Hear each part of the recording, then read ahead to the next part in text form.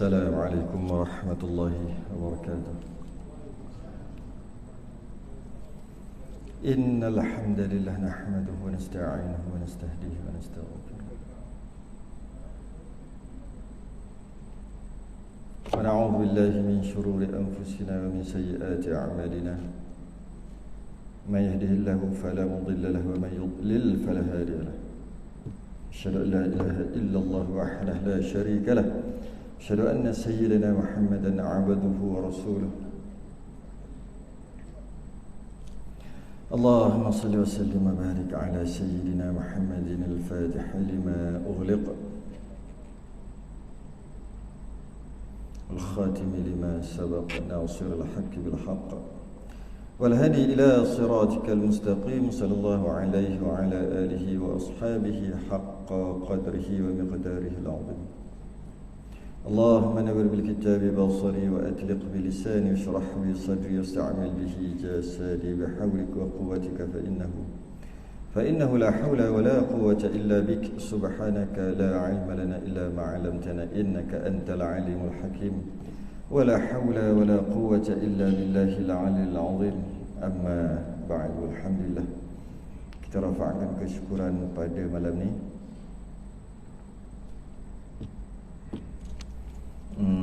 Sambung kitab Perukunan. Mana ya?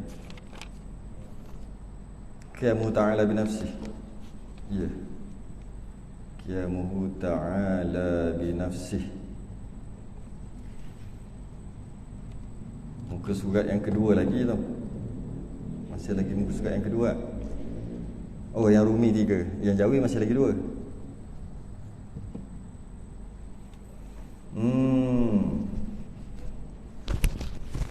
Qiyamuhu binafsih. Qala al-mu'allif rahimahullahu ta'ala wa nafa'na wa iyyakum bi'ulumihi fid darain amin ya rabbal alamin.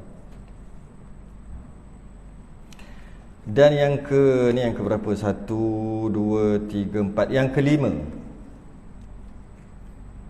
Yang kelima. Dan qiyamuhu binafsihi, artinya yang berdiri dengan sendirinya. Berdiri dengan sendirinya. Tu aja. Kita ni ringkas. Sifat salbiah yang keempat lah. Qidam, baqa, mukhalafah dengan qiyamuhu binafsihi. Sifat salbiah yang keempat. Wujud tu kita panggil sifat nafsiyah. Wujud tu. Qidam, baqa, mukhalafah, qiyamuhu binafsih, wahdaniyah. 5 tu panggil sifat salbiah. Ulang balik, apa maksud sifat salbiah? Sifat yang menolak. Tolak apa? Tolak perkara yang tak layak bagi Allah. Antaranya apa yang tak layak bagi Allah. Qidam artinya sedia, lawan daripada qidam tu, iaitu ada pendahuluan, ada didahului dengan tiada, maka kita tolak yang itu. Baqa artinya kekal, yang kita nak tolak lawan daripada baqa tu, iaitu tak kekal atau binasa, itu yang kita nak tolak. Itu panggil sifat salbiah. Mukhalafatuhu lil hawadith, tak bersalahan ataupun tak sama dengan yang baru, dengan maksud bersalahan, tak sama. Manakah yang nak tolak tu? Yang nak tolak Allah macam makhluk. Qiyamuhu binafsih, artinya kalau terjemahan dia bagi berdiri dengan sendiri. Kalau kita panggil berdikari, bahasa Melayu dia panggil berdikari, berdiri di atas kaki sendiri, berdikari. Maka qiyamuhu binafsih ni berdiri dengan sendirinya ataupun berdikari, cuma tak sama dengan berdikari kita. Berdikari makhluk ni tak sama. Berdikari makhluk ni sekadar kata pinjamannya, kata je berdikari, kata je berdiri di atas kaki sendiri, kata je. Bila sebut berdikari ni tak perlu yang lain lah. Tu kan istilah Melayunya, istilah makhluknya. Bila kata berdikari tak perlu yang lain. Boleh berdikari dah. Dia kalau campak kat tengah pulau boleh hidup, sebab dia boleh berdikari. Dia dah besar, cukup pengalaman, cukup tenaga, maka dia panggil berdikari. Dia panggil berdikari. Jadi dia tu berdikari. Kata pinjam je berdikari. Hakikatnya betul ke dia berdikari? Nak makan nasi, Kena nak makan nasi kena ada beras. Beras tu bukan dia buat. Maknanya tak berdikari jugalah, memerlukan yang lain jugalah. Memerlukan yang lain juga. Jadi qiyamu binafsi dengan maksud berdikari ataupun berdiri dengan sendirinya, nisbah pada Tuhan, berdikari sungguh. Tak perlukan yang lain sungguh. Sungguh tak perlu. Untuk kita faham, kita tengok kita tadi lah. Kita kan pinjam je, macam kita melihat. Allah melihat, kita pun melihat. Pinjam je melihat tu. Kerana melihat kita ni banyak keterbatasan. Allah tak begitu. Nak tengok, ada dinding tak boleh tengok dah belah sana. Kata melihat. Kenapa tak nampak? 1 kilometer tak nampak dah. Macam ni puas apa mata ni repeat habis puas nak nampak 1 kilometer. Tak payah 1 kilometer, 100 meter tak nampak dah. Siapa tu? Kata melihat. Allah Maha melihat. Kita makhluk Maha melihat juga. Kita makhluk melihat, Allah juga melihat. Tapi tak sama, pinjam je melihat kita. Melihat kita kalau gelap gelita boleh? Tak boleh. Nama je melihat, tapi bukan melihat sungguh. Bukan melihat secara hakiki, bukan pinjam. Begitulah juga yang lain-lain. Begitulah juga qiyamu binafsi, iaitu berdiri dengan sendiri, berdikari, tak memerlukan orang lain dah. Aku tak perlu orang lain lah, aku nak hidup, aku boleh cari makan sendirilah. Ya ke? Nak pergi kedai, naik apa? Naik motor. Motor siapa buat? Orang buat, perlu jugalah orang lain untuk buat motor. Jadi pinjam je berdikari tu. Jadi untuk kita faham, kenal Tuhan, kita kenal lah kita. Berdikari kita ni berdikari, bukannya betul berdikari pun.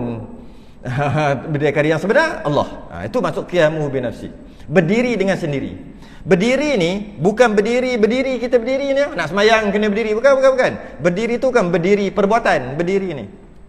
Berdiri ni bukan berdiri perbuatan. Berdiri dengan sendiri itu maksud tadi lah berdikari. Bila kita kata dia tu dapat berdiri dengan sendirinya, kita tak maksudkan dia berdiri tegak tu, bukan. Kita maksud kalau dia nak hidup, dia tak perlukan orang, dia tak menyusahkan orang, tu kan. Jadi berdiri tu bukan maksud berdiri lah. Jadi berdiri ni pun bukan maksud berdiri. Jangan faham Allah berdiri dengan sendiri, beri apa cacang ya? Cacang gitu. Berdiri bukan berdiri tu. Bukan berdiri maksud tu. Sebab dalam bahasa Melayu pun berdiri ada 2 maksud, kan? Satu berdiri nak sembahyang, berdiri tegak tu. Satu lagi berdiri dengan maksud maknawi, maksud kiasan, bukan berdiri betul.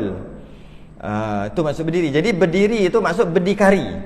Jadi kalau lagi cantik, qiyamuhu binafsi artinya berdikari dengan sendiri. Lagi cantik. Sebab kalau berdiri kena terangkan balik. Berdiri bukan berdiri ni. Kena panjang. Bukan berdiri duduk baring. Bukan berdiri tu. Kan kena terang balik. Kalau kata berdikari, dia dah tak ada maksud yang kedua dengan maksud berdiri tegak tadi kan. Tak ada dah. Jadi cantiknya berdikari je lah. Berdiri dengan sendiri. Berdiri dengan sendiri, untuk kita faham tentang qiyamuhu binafsi, dia terpecah kepada 2. Yang pertama, Allah ini tidak perlu yang lain untuk bergantung. Bergantung tu pula bukan bergantung macam bergantung pakai tali, bukan. Gantung pun gantung maknawi juga, gantung kiasan. Allah berdiri sendiri dengan maksud yang pertama, tidak bergantung dengan yang lain. Macam kan, anak dia masih lagi bergantung dengan dia. Bukan anak dia 24 bergantung, umur 18 duk bergantung apa? Duk bergantung kat mana? Duk bergantung kat bahu. Bukan, maksud bergantung tu nak makan pakai dia, aku beli lagi. Jadi bergantung tu bukan maksud bergantung. Kena faham tak satu lagi tu? Jadi Allah tidak bergantung kepada yang lain. Bergantung dengan maksud tadi, tak bergantung dengan, tak memerlukan yang lain, tak bergantung dengan yang lain. Itu yang pertama. Dan dia nak dipahamkan macam kita dah bahas sebelum ni. Contohnya biru ni, kan? Biru ni dia tak ada diri dia sendiri. Biru ni tak ada dia biru, tapi dia mesti duduk pada diri. Dia mesti duduk pada sesuatu. Ini kita ambil makhluk, lepas tu kita kiaskan dengan Tuhan nanti. Biru ni dah sebut sebelum ni kan, dia tak boleh duduk sendiri-sendiri. Dia sama macam masin masam pahit.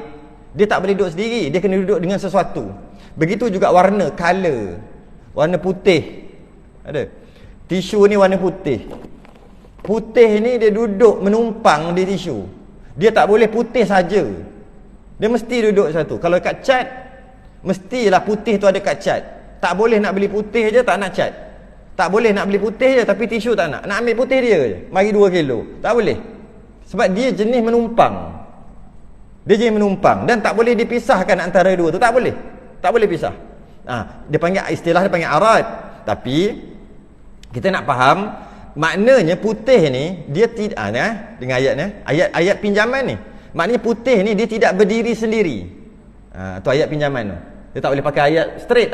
Dia memang berdiri. Mana berdiri? Ni berdiri. Ni baring. Bukan berdiri tu. Putih ni dia tak boleh berdiri sendiri. Putih ni dia terpaksa menumpang.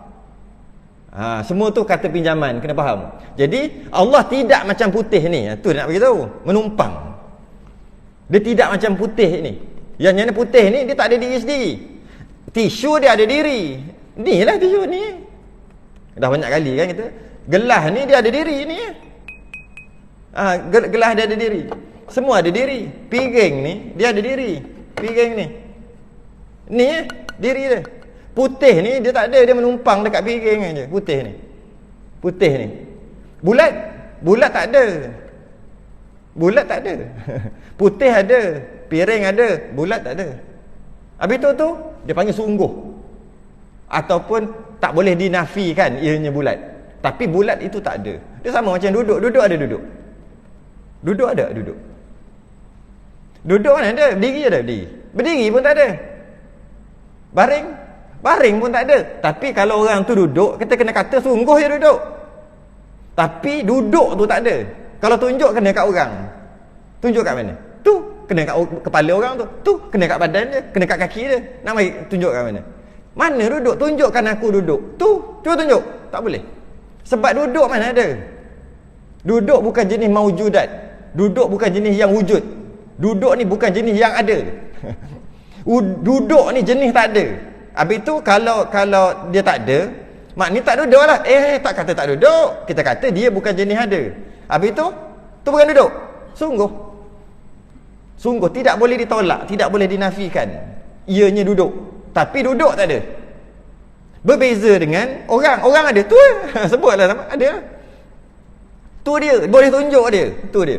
Samalah juga kalau dia warna kulit dia warna putih. Putih ada. Sebab tu boleh tu. Putih. Ada. Tapi dia jadi menumpang. Nak bezakan 3 benda. Dia kena faham 3 benda ni baru kenal Tuhan. Kalau tidak, kita akan meletakkan Tuhan macam kita juga kalau tak faham 3 benda. Sebab semua tadi adalah sifat makhluk. Ada diri. Ada. Putih. Ada juga. Tapi ada piring ni dengan ada putih berbeza. Ada piring ni dia ada sungguh. Dia ada dan sungguh. Dah lah ada sungguh pula tu. Diri dia ada. Putih ada juga. Tapi jenis menumpang. Dia tak boleh duduk dia. Dia jenis menumpang. Dia tak boleh duduk sendiri-sendiri. Bulat tak ada. Bulat langsung tak ada. Habis tu sungguh. Sungguh dia panggil. Sungguh.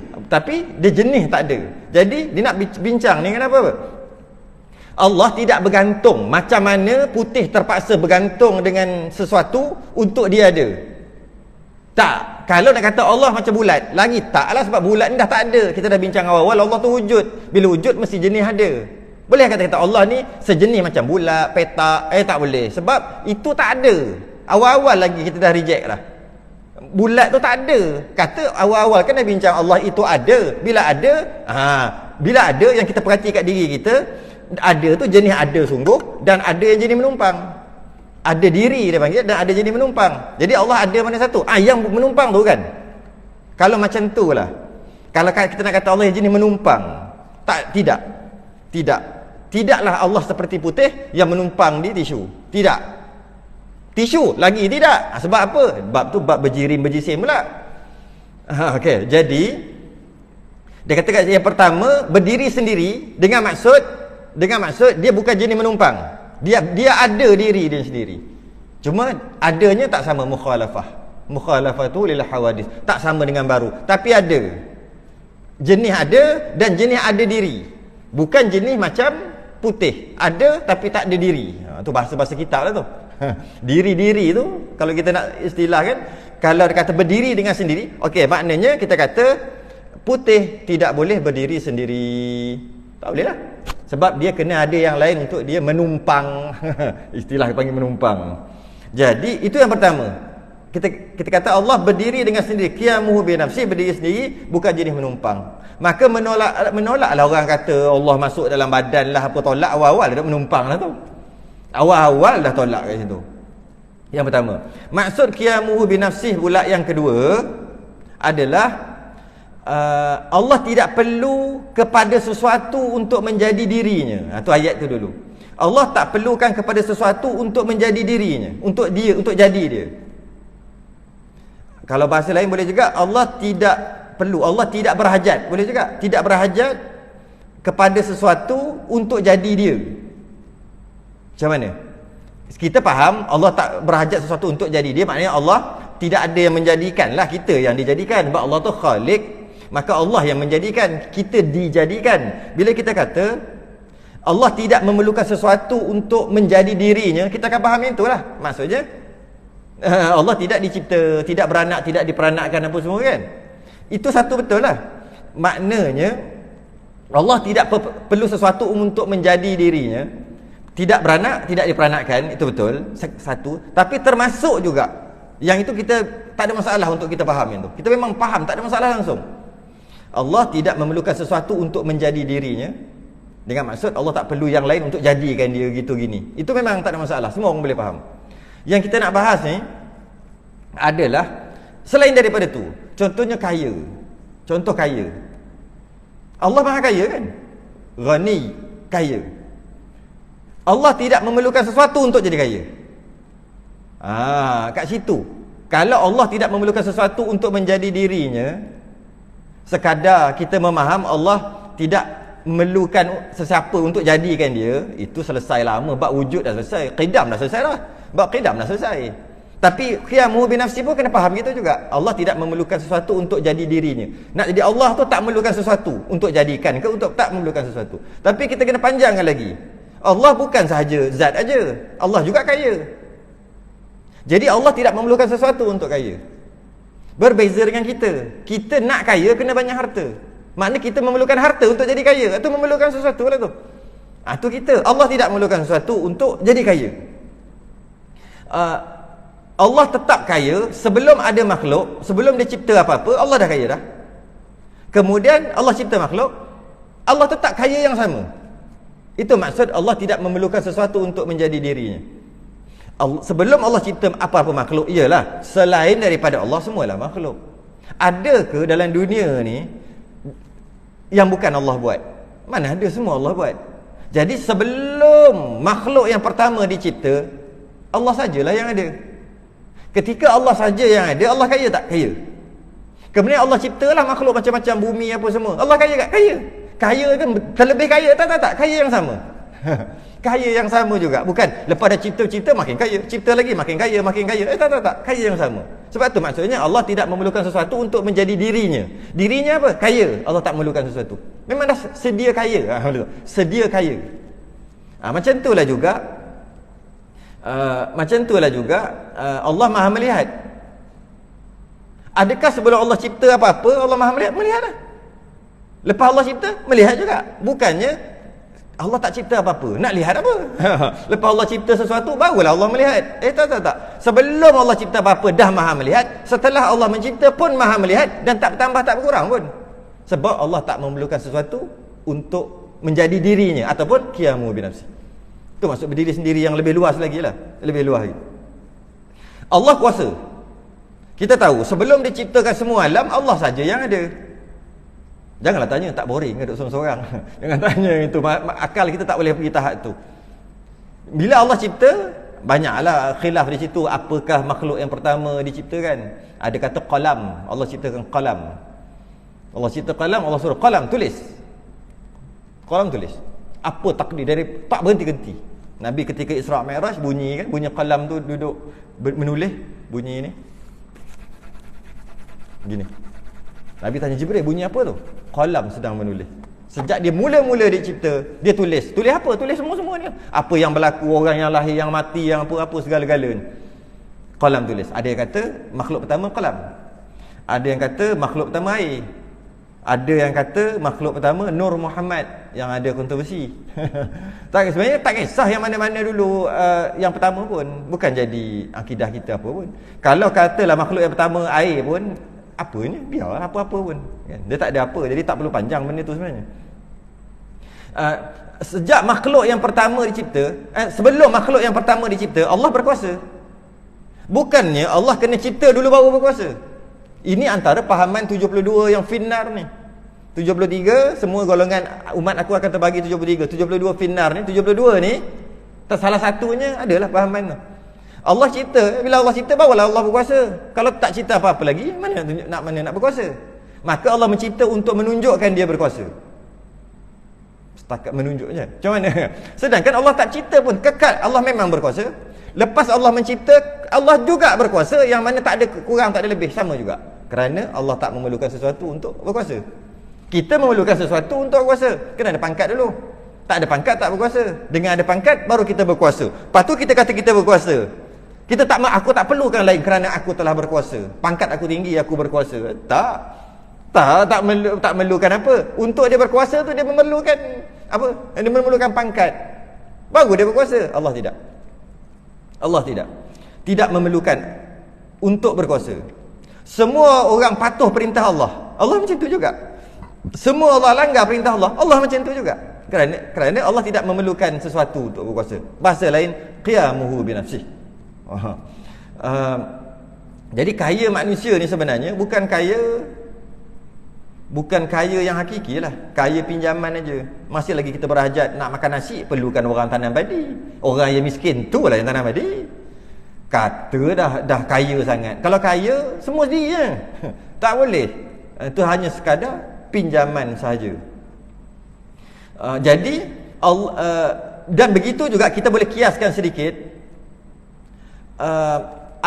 Apabila Allah memerlukan yang lain untuk jadi dirinya, maka hilanglah sifat kesempurnaan.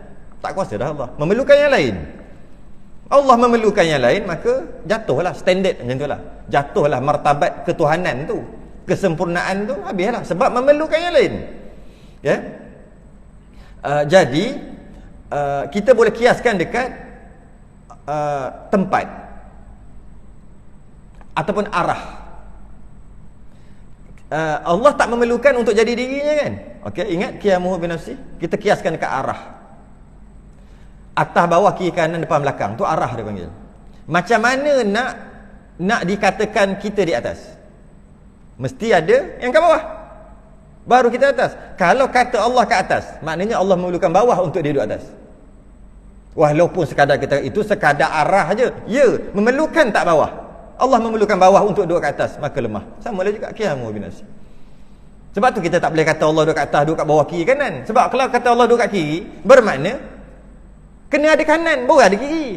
Kalau tak ada kanan, kiri nak ada macam mana? Sebab kanan kiri ni dia berpasangan, atas bawah. Jadi kalau kata Allah kat bawah, menandakan nak kena ada atas. Maka Allah memerlukan atas untuk dia di bawah. Tak boleh, mustahil. Itu boleh kiaskan dekat tempat pun boleh. Maka Allah Maha suci Allah daripada arah dan tempat. Lebih-lebih lagi tempat lagi lah. Allah memerlukan apa? Arah untuk duduk, kursi untuk duduk. Lagilah jauh daripada kebenaran. Kerana nak kata Allah duduk mesti ada tempat ni kan. Maka Allah bertempat. Allah memerlukan tempat untuk dikatakan Allah duduk. Lemah lagi. Sebab tu kita tak boleh kata Allah duduk. Sebab duduk tu adalah sifat yang tak layak, satu perkara yang tak layak. Walaupun kita dah cover balik dengan duduk yang layak. Allah tu duduk, tapi duduk yang layak. Duduk tu awal-awal lagi dah tak layak. Macam mana nak kata duduk yang layak? Tak boleh kata. Sebab dengan kata duduk, dia mesti ada benda lain, memerlukan yang lain untuk nak terang diri Allah tu. Kena memerlukan yang lain. Maka tidak qiyamuhu binafsi. Boleh kita kiaskan ke situ. Habis tu Allah jadikan makhluk buat apa? Allah jadikan malaikat ramai-ramai. Dalam Quran banyak ganti nama tu na. Na tu maksud kami. Kami cipta. Tapi kita kena kaji juga. Ketika Allah menceritakan dirinya, Allah nisbahkan aku. Allah menceritakan, nisbahkan tentang diri je.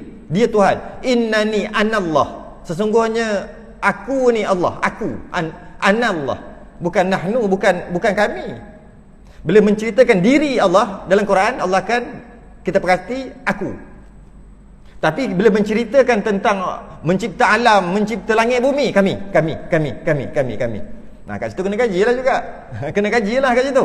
Jadi kenapa Allah menciptakan macam-macam lah yang lain? Nak mencabut nyawa. Nak mencabut nyawa, Allah ciptakan malaikat cabut nyawa. Maknanya memerlukan juga. Subhanallah, Allah tak memerlukan. Habis itu Allah cipta dan kerana dia berkuasa. Bukan cipta kerana memerlukan. Sebab qiyamuhu binafsi. Habis itu apa buktinya? Qul yatawaffakum malakul mautil ladzi wukila bikum.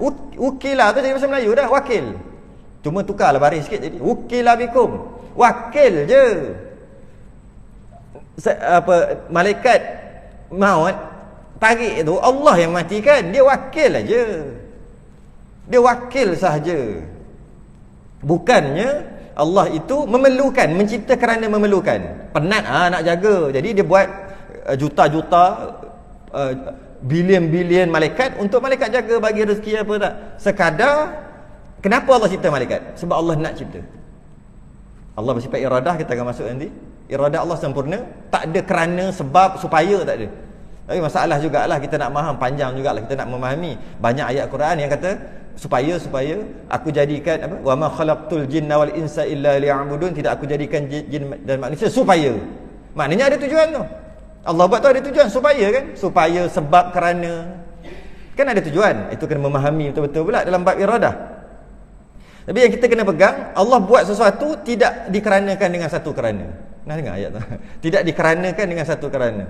Tak ada kerana-kerana. Allah buat kerana dia nak buat. Allah nak buat. Nak tu maksud iradah lah. Saya suka guna perkataan pendek-pendek supaya senang faham. Kalau kata Allah berkehendak, kerana Allah berkehendak lah, dia panjang. Berkehendak dengan nak sama? Sama. Kehendak, nak, iradah sama juga. Jadi saya suka guna pendek-pendek, baru dia terus sampai. Betul saya sebut Allah nak. Biasa jarang orang sebut gitu.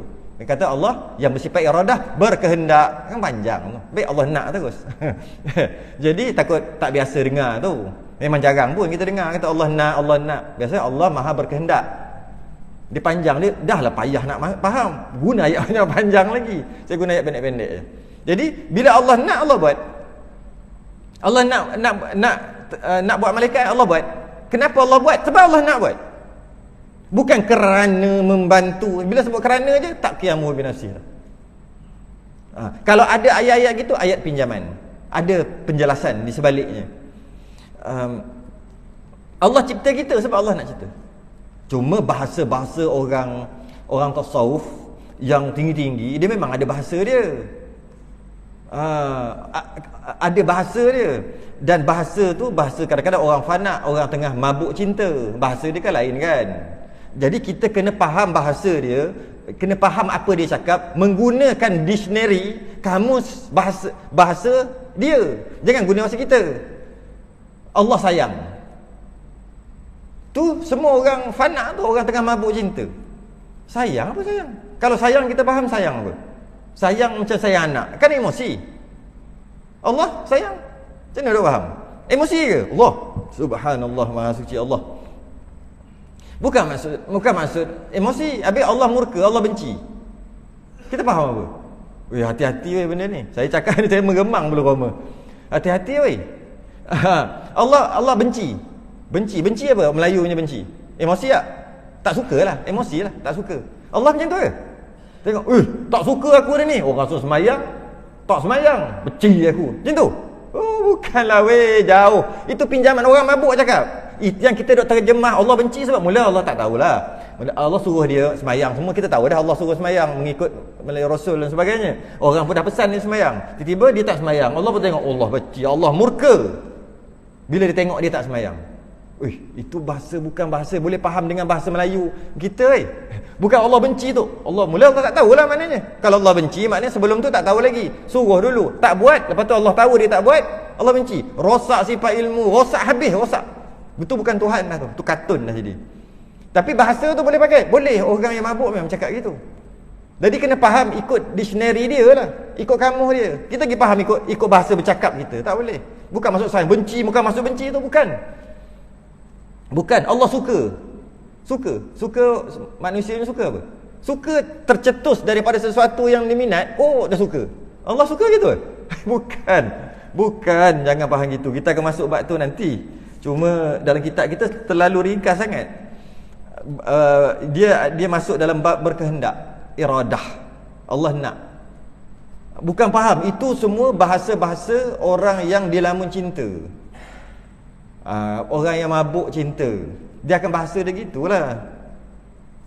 Kita tengok, kita pun macam tu kalau bahasa kan. Tengok bahasa yang digunakan, lautan api sanggup renangi kan. Bukan api betul, bahasa. Cantik, macam-macam lah istilah dia nak cakap macam tu. Tapi bukan maksud tu. Dia ada maksud lain, tapi orang ni bercakap macam tu lah. Jadi hati-hatilah dengan dalam masalah keberhajatan Allah pada sesuatu tu. La in syakartum la azidannakum wa la in kafartum inna azabi lasyadid. Kalau kamu bersyukur, aku tambah. Maknanya kita bersyukur, Allah tambah. Kenapa Allah tambah rezeki kat kita? Sebab kita bersyukur. Sebab kita bersyukur, habis. Bukan faham gitu. Ayat baca-bacalah. Allah, kita bersyukur, maka Allah tambah. Mana Allah tambah kenapa? Sebab kita bersyukur. Sebab. Bila sebab tak qiyamu bi nafsi. Tentang arah pun kita tak boleh bagi. Bila nak kata atas mesti kena ada bawah. Tak boleh ada yang lain. Allah berada di atas. Maka secara automatik bawah kena ada bawah Allah atas. Maka Allah memerlukan bawah untuk berada di atas. Pun tak boleh pakai. Ini pula kita kata Allah berhajat. Kena tengok dulu makhluknya. Kalau makhluknya bersyukur dengan sebab makhluk tu Allah tambah. Allah lagi sama je lah. Dengan geng-geng Allah Ta'ala tu sama je lah. Cuma bahasa tu nampak comel sikit. Sama kalau faham gitu, tak boleh. Bukan faham gitu. La in syakartum la azidan wa la in kafartum, jika kamu kufur, jika kamu langgar perintah Allah, inna azabi lasyadid. Allah azab dia kerana dia tak patuh perintah. Masih lagi memerlukan makhluk untuk buat sesuatu. Oh, bukan gitu. Subhanallah. Sebab tu kita kena banyakkan subhanallah, subhanallah, subhanallah, subhanallah, subhanallah. Subhanallah tu maha suci Allah daripada benda tadi ni. Maha suci Allah mula-mula yang besar-besar dulu. Maha suci Allah daripada fizikal besar. Subhanallah. Yang senang-senang dulu. Maha suci Allah daripada buta, maha suci Allah daripada pekak, maha suci yang senang-senang dulu. Lepas tu maha suci Allah daripada berkaitan dengan masa, maha suci Allah berkaitan dengan tempat, maha suci Allah buat sesuatu kerana. Itu subhanallah. Bukan subhanallah saja. Maha suci Allah daripada apa? Lagi banyak kita tahu tentang perkara yang tak layak bagi Allah, lagi banyaklah kita subhanallah supaya dapat menyucikan. Lagi banyak dalam kepala kita. Kalau kita tahu sikit-sikit, dah ulang itu lah. Maha suci Allah macam makhluk. Sebab tu bukan subhanallah, maha suci Allah. Dia bukan habis kat situ. Kalau habis kat situ, apa maha suci Allah? Dia kena fikir, dia kena rasa. Kalau bab tasawuf rasalah. Kalau bab akidah kena fikir. Maha suci Allah, subhanallah, maha suci Allah, maha suci Allah daripada apa? Kena ada. Kena daripada apa? Kalau tidak sekadar zikir wiri gitulah. Maha suci. Maha suci Allah daripada memerlukan makhluk. Bila sebut memerlukan makhluk, segala segenap segi yang makhluk tu buat, Allah tak memerlukan dia. Jadi ambil tu macam mana? Kalau kata dia buat pahala, nanti Allah masukkan dalam syurga. Dia buat pahala ke banyak kan? Yang disuruh oleh Allah masukkan syurga. Mana Allah masih lagi memerlukan makhluk untuk masukkan dia ke dalam syurga. Sebab tu kita kata kita masuk syurga dengan rahmat Allah. Ada perbahasan dia. Cuma kita faham ikut bahasa kita, sedangkan ayat itu ayat bahasa orang, ayat bahasa lain. Kita salah guna kamus. Kalau sikit-sikit tak apa, takut sampai dosa besar. Lebih takut lagi, takut batal iman. Takut dosa besar, faham gitu. Habis itu Allah cipta malaikat sebab Allah nak cipta. Nak guna ayat canggih sikit. Sebab Allah berkehendak. Nak canggih lagi, Allah yang bersifat iradah mencipta malaikat. Tu je. Allah yang bersifat iradah, berkehendak, dan Allah yang bersifat qudrah mencipta malaikat. Macam tak berapa nak pergi lah. Baik senang. Allah cipta malaikat kerana Allah nak cipta. Itu. Bukan nak suruh buat kerja, bukan. Kalau sebab nak suruh buat kerja, lemahlah Allah. Habis tu ni nak cerita. Tak nak cakap suka hati kot. Mana boleh, mana ada Allah ada hati tak. Jadi ikut dia. Ikut dia boleh. Ikut dia. Ikut yang dia nak. Allah jadi itu maksud qiyam, itu maksud berdikari. Allah cipta kita makhluk apa semua sebab dia nak cipta. Kalau nak ayat, Allah mencipta makhluk bukan kerana berhajat, bukan kerana berharap pada makhluk, bukan kerana memerlukan ciptaannya sendiri, tetapi Allah mencipta makhluk kerana semata-mata kehebatannya, kelebihannya, dan kehendaknya yang sempurna, dan ilmunya yang sempurna. Jadi ayat canggih lah. Bunyi ayat sedaplah bunyi tu. Allah cipta makhluk apa-apa saja kerana Allah nak cipta. Kaedah yang digariskan oleh para ulama, al-ihtiyajiyatu tunafil uluhiyati. Keberhajatan itu menafikan ketuhanan. Keberhajatan itu berhajat, menafikan ketuhanan. Allah berhajat aja, menafikan ketuhanan. Apa sahaja berhajat. Jadi Allah tidak berhajat. Itu yang istilah dia panggil istighna dan iftiqar. Yang ni bab istighna, iaitu Allah maha terkaya, Allah maha kaya, dengan maksud tidak memerlukan yang lain. Tak memerlukan tu tak memerlu sungguh. Bukan tak memerlukan pinjaman yang macam kita makhluk kata tak perlu, orang lain tak perlu. Tapi tak memerlukan sungguh, malah tak memerlukan. Habis tu Allah buat juga, buat apa? Sebab Allah nak buat. Tu aja. Nak yang sempurna, iradah yang sempurna. Okey, saya ingat hari ni nak dua ni. Dua sifat. Jika Allah ni dalil akal. Jika Allah tidak mempunyai sifat qiyamuhu binafsi, berdikari. Sekiranya Allah tidak mempunyai sifat berdikari, kalau Allah tak ada, ni dalil akal yang kita nak kena fikir. Jika Allah tidak mempunyai sifat berdikari, bermakna berhajat lah. Sebab berdikari lawannya hajat. Maknanya Allah berhajat kepada yang lain. Jika Allah tidak mempunyai sifat qiyamuhu binafsi, jika Allah tidak mempunyai sifat berdikari, berdiri sendiri, niscaya Allah berkehendak dekat yang lain, berhajat pada yang lain. Okey, takbir lagi tu. Takbir lagi. Jika Allah perlu berhajat pada yang lain, maknanya lemah. Setiap yang berhajat mesti lemah. Kita berhajat tak? Kita lemah. Nak hilang haus, minum air, berhajat ke air, lemah. Setiap yang berhajat lemah. Jika Allah tidak qiyamuhu binafsi, tidak berdiri sendiri, tidak berdikari, maknanya Allah berhajat. Jika Allah berhajat, maknanya lemah. Kalau Allah Ta'ala lemah, maknanya tak kuat. Ayat canggih sikit, tidak berkuasa.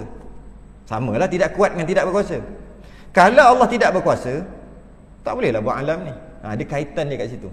Tak berkuasa tak boleh buat alam ni. Orang buat alam, yang buat alam ni mesti berkuasa. Okey?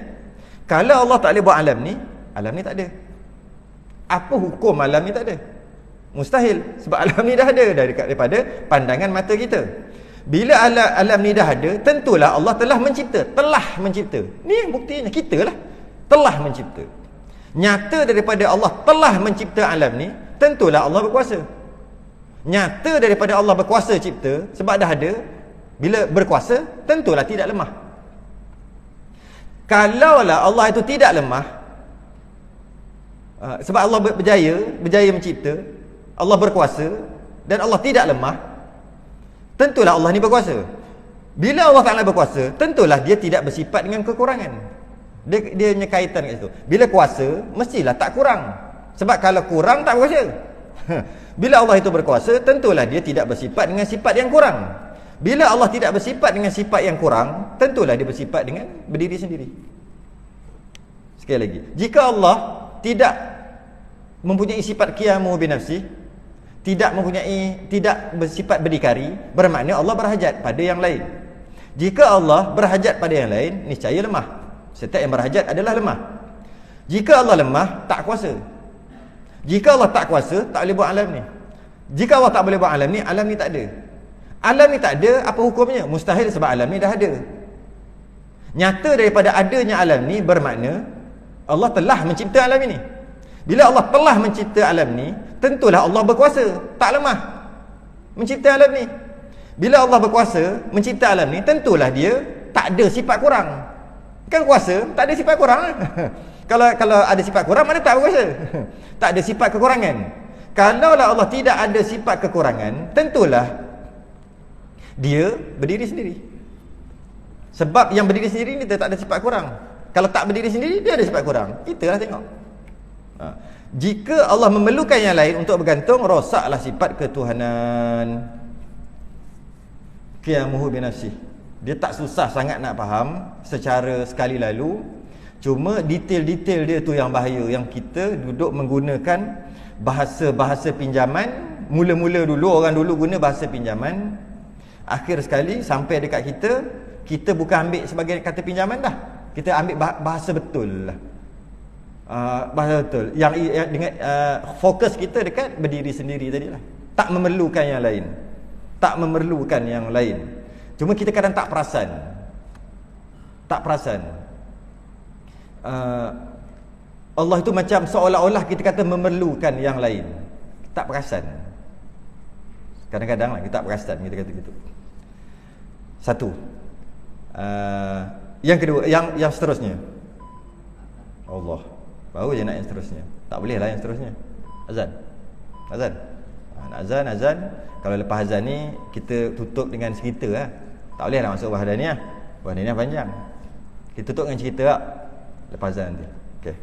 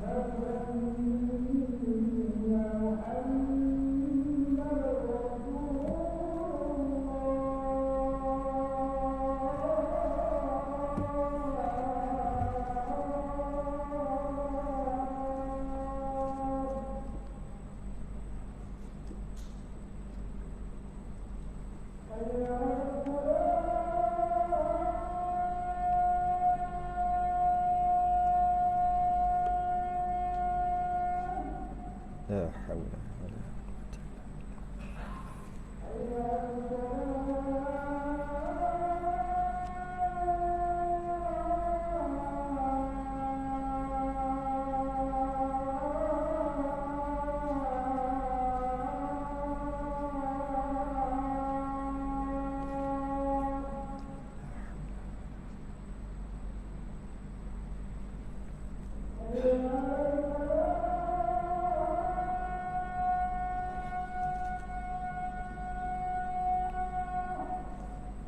la haula.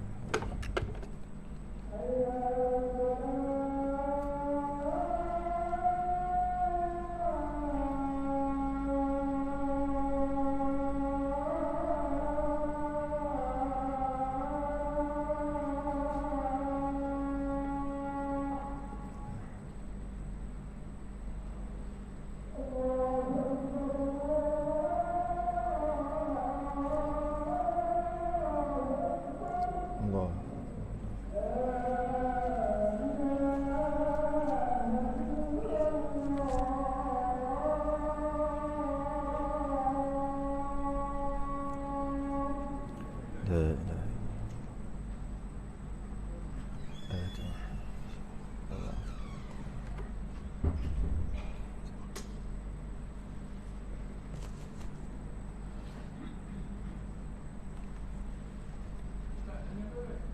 Boleh?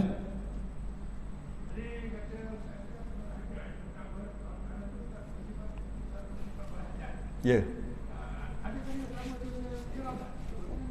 Iradah. Bukan tak berhajat. Tak habis ayat tu. Tidak berhajat pada sesuatu. Tidak berhajat, bukan tidak berhajat berhenti kat situ. Allah tidak berhajat kepada sesuatu selain dia lah. Sesuatu, apa sahaja. Jadi berhajat tu adalah perbahasan iradah. Sebut dah tadi pun sebenarnya iradah.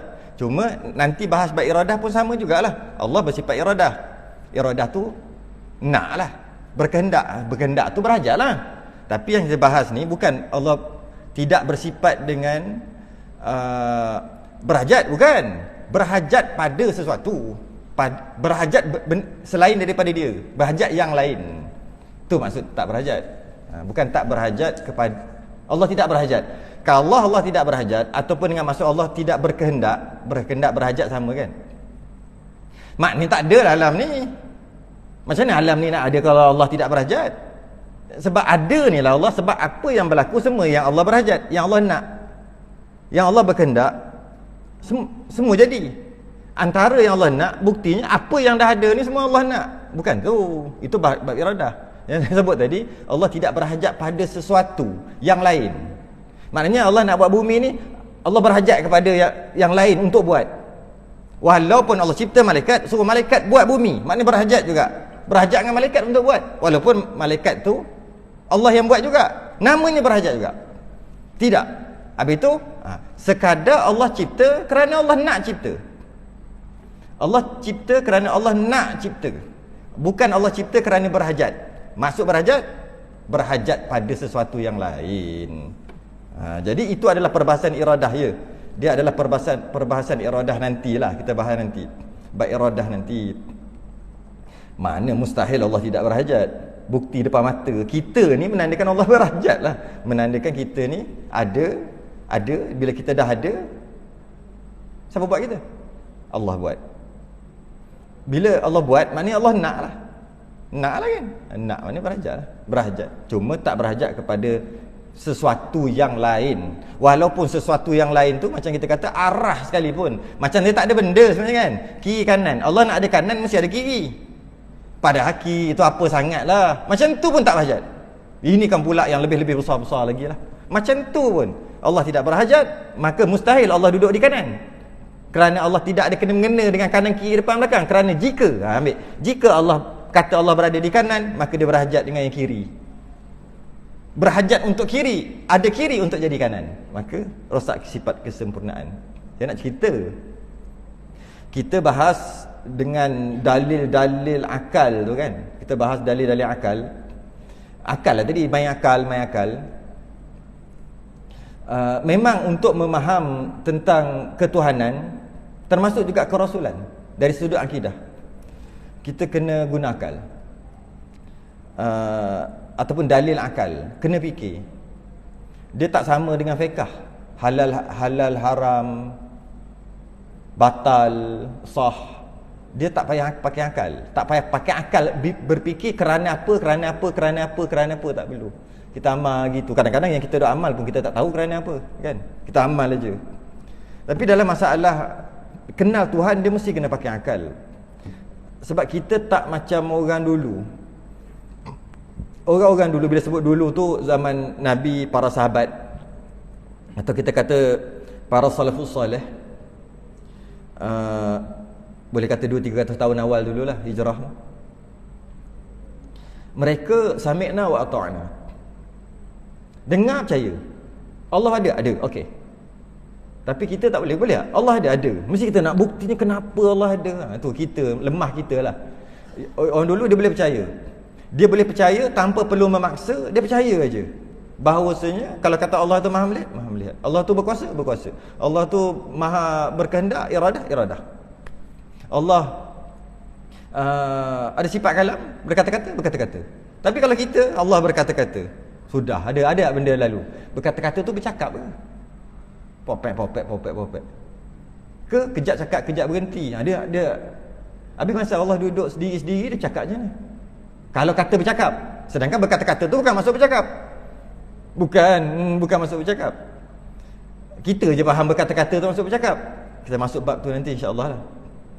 Jadi nak tak nak kena pakai akal untuk kita fikir tentang Tuhan. Sebab masalahnya dekat kita, banyak fikir. Orang dulu sami'na wa ata'na. Dia dengar, terus dia beriman. Dia tak fikir. Tapi kita ni banyak fikir. Sebab itulah para sahabat dulu dia tak memerlukan hujah yang banyak. Dia baca Quran. Kita semata-mata dalil naqli ayat Quran boleh? Kita mesti akan fikir. Oleh kerana itu, satu kaedah lagi keluar, untuk kenal Tuhan mesti pakai dalil akal dia panggil. Mesti kena pakai akal. Yang mana dipandu oleh Quran. Kena ada juga. Kalau tak pandu Quran, akal saja, malah Quran kena ikut akal, itu Mu'tazilah. Akal tak boleh terima apa je. Ayat Quran ada, langgar juga. Itu Mu'tazilah. Kita tak. Kita ahli sunnah wal jamaah pakai akal, tapi dipandu. Quran duduk depan, akal duduk belakang. Mu'tazilah, akal duduk depan, Quran duduk belakang. Sebab tu yang kata banyak perkara yang tak masuk, yang mereka kata tak masuk akal, dia berbeza dengan kita. Cuma Mu'tazilah ni para ulama tak menghukumkan kafir, tapi berdosa besar. Nak tak nak kena guna akal. Walaqad dzara'na li jahannam katsiran minal jinni wal ins. Dalam neraka jahanam banyak manusia, jin dan manusia. Lahum qulubun. Mereka ada qulub. Saya tak nak terjemah. Kalau terjemah qulub apa? Hati Hati yang tapih darah kita. Ke hati apa? Sebab bila sebut hati, ada macam makna hati kita. Dia tu ada hati kat engkau tu. Apa hati? Jadi lahum qulub, lahum qulub. Mereka ada qulub, la yafqahuna biha. Tidak digunakan qulub mereka untuk memahami ayat-ayat Allah. Kalau kita kata hati itu qulub tu apa? Macam mana nak faham dengan hati? Lahum qulub la yafqahuna biha wa lahum a'yunan. Ayat ini baru kita masuk. Yang lahum qulub la yafqahuna biha itu perbahasan tasawuf. Walahum a'yunun, dia ada mata, la yubsiruna biha, tak melihat. Ada mata tapi tak melihat tentang Tuhan. Macam tadi ya. Apa bukti kita kita tak sama macam dalam ayat ni, ancaman yang Allah bagi ni. Walaqad dzara'na li jahannama katsiran minal jinni wal ins. Dalam neraka jahanam ada jin dan manusia. Kenapa kita tak masuk golongan ni? Kita tengok, lahum qulub la yafqahuna biha, ini makam tinggi. Wa lahum a'yunun, ni makam kita. Wa lahum a'yunun, ada mata, la yubsiruna biha, tak tengok. Kita dalam golongan ni tak. Buktinya baru lepas tadi. Baru lepas je kita sebut tadi.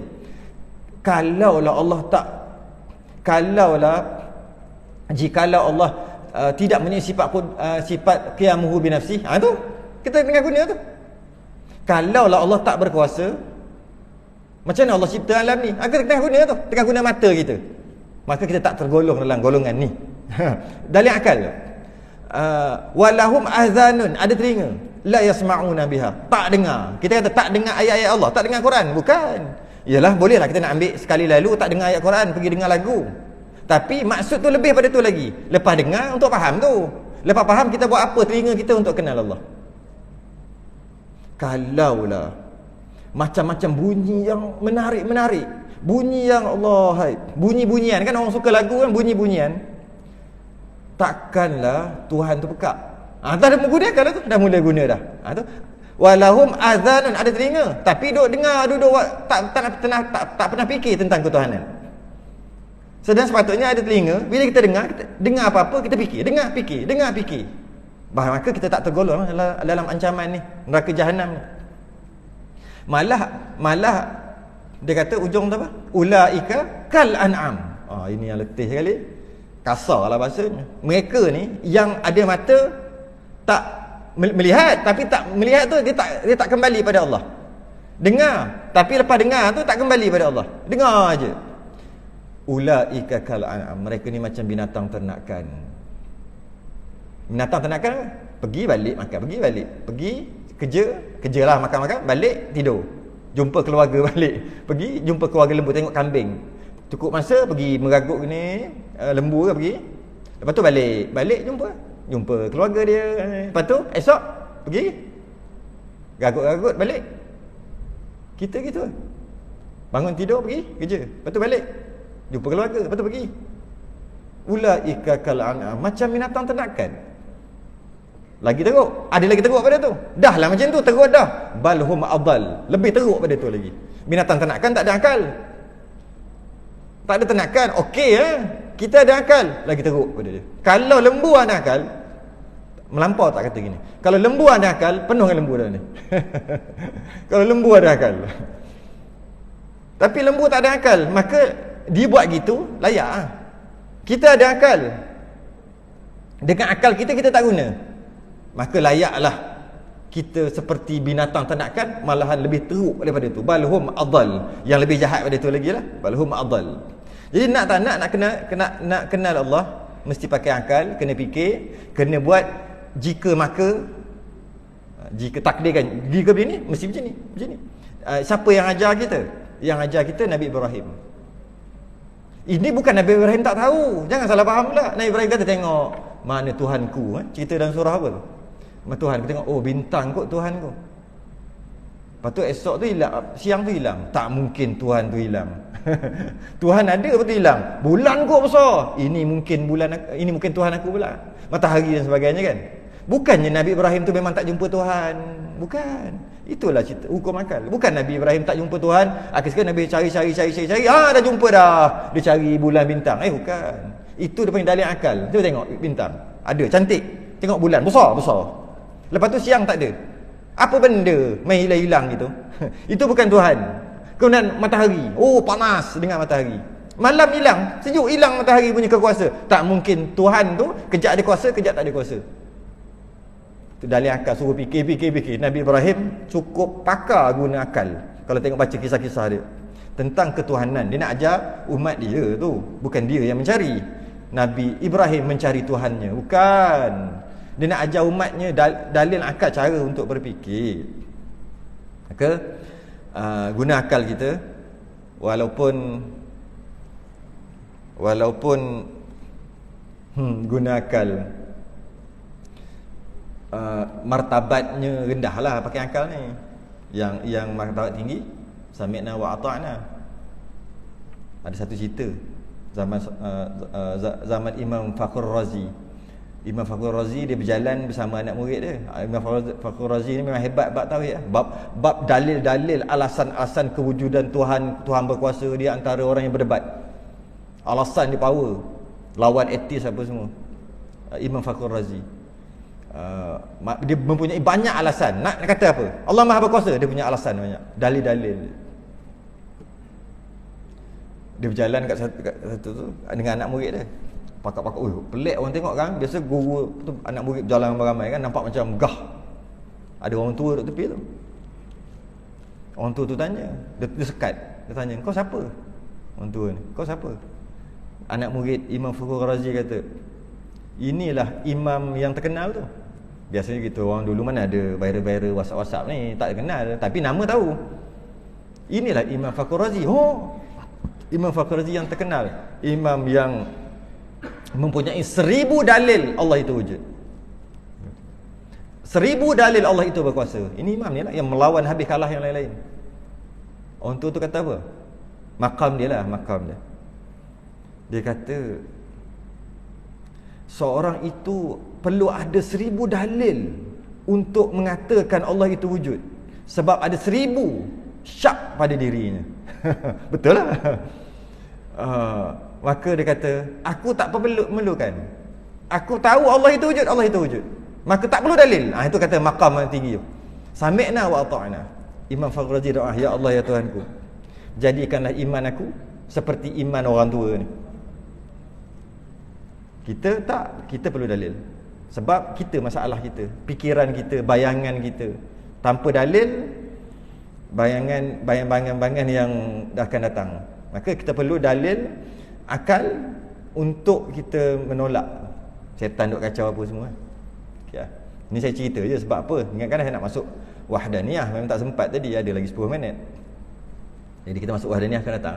Cerita-cerita je. Wahdaniyah akan datang. Okey? Ya. Yeah. Boleh nak tanya boleh.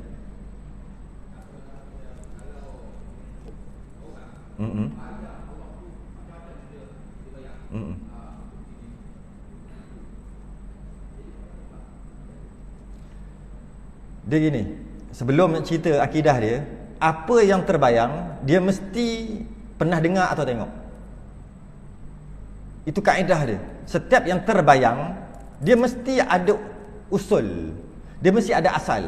Cuma bayangan dia mungkin direka, dia ubah sikit, tapi mesti ada usul. Macam mana orang boleh bayang robot, Transformers tu? Sebab dia tengok orang kan, sebab tu ada tangan, ada kaki. Dia mesti ada dia punya asal, barulah bayangan tu ada. Yeah. Allah, siapa pun tak pernah melihat, mendengar dan sebagainya, merasa dan sebagainya. Maka Allah tidak boleh dibayang. Apa sahaja yang bayang, bukan. Senang aja. Apa sahaja yang terbayang, itu bukan Allah. Habis tu tak ada habis. Lagu mana? Tak ada lagu. Macam mana? Tak ada macam. Itu maksud laisa kamitslihi syai'. Tak sama dengan sesuatu. Sebab bila kata boleh bayang, maknanya mesti ada perbandingan. Macam cahaya, Allahu nur sama. Allah adalah nur. Baca Quran tu, Allah cahaya, dia pun cahaya. Macam mana dia boleh tengok terang? Sebab dia tengok cahaya matahari. Maka ada contoh. Bila ada contoh, bukan. Kita nak tolak yang tu dulu. Jadi apa sahaja yang terbayang, bukan Allah. Senang aja. Tak mungkin dapat bayang. Malah ahli sunnah wal jamaah mengatakan kita boleh mimpi jumpa Allah. Macam mana? Tak tahu, tak pernah mimpi. Tapi bila jumpa pun tak boleh nak cakap. Kalau rupa-rupanya, dah main rupa-rupa, ada rupa, habis, batal. Dia tak boleh. Tak boleh keluar. Macam tu juga kita dapat melihat Allah di syurga nanti. Wujuhun yawma idzin nadhirah ila rabbiha nadhirah. Di syurga nanti boleh melihat Allah. Maka para ulama kata, macam mana maksud melihat Allah di syurga? Tak boleh nak cakap. Sehingga kan untuk faham gini, lepas melihat Allah, pakat-pakat lihat Allah. Lepas tu pakat-pakat jumpa masing-masing. Tak boleh bercakap. Tadi kita jumpa Allah tadi. Allah rupa, tak boleh nak cakap. Kalau boleh cakap je bukan. Dia kata, rupa-rupanya petak, rupa-rupanya tinggi, dah ada rupa dah, bukan. Pelik. Kita kalau kita jumpa orang, lepas tu kita boleh cerita tentang orang tu. Jumpa binatang, boleh jumpa, lepas kita jumpa binatang yang tak pernah jumpa, lepas tu kita boleh cerita balik sebab kita jumpa. Ini sama-sama jumpa. Tapi lepas tu nak cerita tak boleh. Sebab kalau boleh cerita je, bukan Allah. Dia tak boleh. Cakap, tak boleh. Cakap, tak boleh. Itu maksud jumpa Allah. Kata oh, boleh jumpa Allah, maknanya Allah duduk kat depan. Tak. Bukan duduk depan. Habis tu tak ada habis. Macam mana? Tak ada macam. Memang tak boleh. Kerana lemah dalam memikirkan Allah, itulah kena Allah. Selagi tak lemah, selagi tu bukan. Okey. Soalan dia. Habis orang duk terbayang-terbayang tu, dia kena mengaji tauhid. Kalau dia terbayang Allah gitu, Allah begini, maknanya dia telah memberhalakan Allah dalam fikiran dia. Berhala tak nampak, berhala dalam fikiran dia. Apa kalau dia boleh bayang? Walaupun bayangan macam mana pun, apa yang dia bayangkan sebenarnya dia pernah tengok, cuma dia alter sikit, ubah. Cakap tak kisahlah. Dia pernah tengok bukit besar, gunung besar. Dia kata Allah macam gunung tu tapi besar lagi. Lepas tu dia tambah sikit, bercahaya kat tu, bercahaya kat sini. Semua pernah tengok. Okey, dia bila memberhalakan Allah, orang yang membayangkan dan dia tak tolak rosak iman. Dia kena tolak. Setiap tolak tu dapat pahala. Tolak. Allah tak sama. Apa yang dibayang bukan Allah. Setiap tolak pahala. Tapi kalau dia bela, makin rosak iman. Nanti bila nak mati, Tuhan yang dia bayang tu akan keluar. Dia kata, aku Tuhan, jom masuk syurga sama-sama. Jom. Okey, jom. Mati su'ul khatimah. Tak nampak kat masa sini, masa mati pun nampak. Su'ul khatimah, mati buruk. Sebab dia ikut, jom. Kau bayangkan aku Tuhan kan? Ni sekarang akulah ni. Jom masuk syurga, aku nak bawa kau masuk syurga ni. Masa tengah nak mati tu. Bagi. Bagi. Jadi cara nak settle ni adalah kena ngaji tauhid. Kena mengaji ilmu tauhid, selesaikan 20 sifat. InsyaAllah boleh faham lah. Tak boleh bayang, jangan bayang gitu Wallahu alam. Sejam dah. Sambung akan datang insyaAllah. Ada apa-apa soalan nanti pun akan datang Tapi sebenarnya nak tanya malam ni pun boleh. Sebab setiap hari Selasa saya ada soal jawab sampai pukul 1 pagi, sampai 2 pagi kadang-kadang. Daripada pukul 10 sekejap lagi. Tapi melalui Facebook Dekat Facebook, tengok Facebook saya. Pukul 10 nanti ada soal jawab sampai pagi, sampai kadang sampai lewat 2-3 jam. 2-3 jam. Boleh soal kat situ tapi tulis. Orang tak kenal pun. Tulis type je dekat dalam komen. Setiap hari Selasa Saya pernah beritahu kat sini kan. Setiap hari Selasa kelas saya soal jawab. Kalau nak tanya apa-apa lagi sambung pukul 10 nanti. Tanya awal, jawab awal. Tanya pukul 11, jawab pukul 1 lah jawab. Sebab satu jawapan tu makan masa kan. Sedang dengan tasbih kafarah dan surat subhanakallah wa hamdika asyhadu an la ilaha illa anta lilladzina amanu wa 'amilus salihati wa tawassaw bil haqqi wa tawassaw bis sabr. Assalamualaikum warahmatullahi wabarakatuh.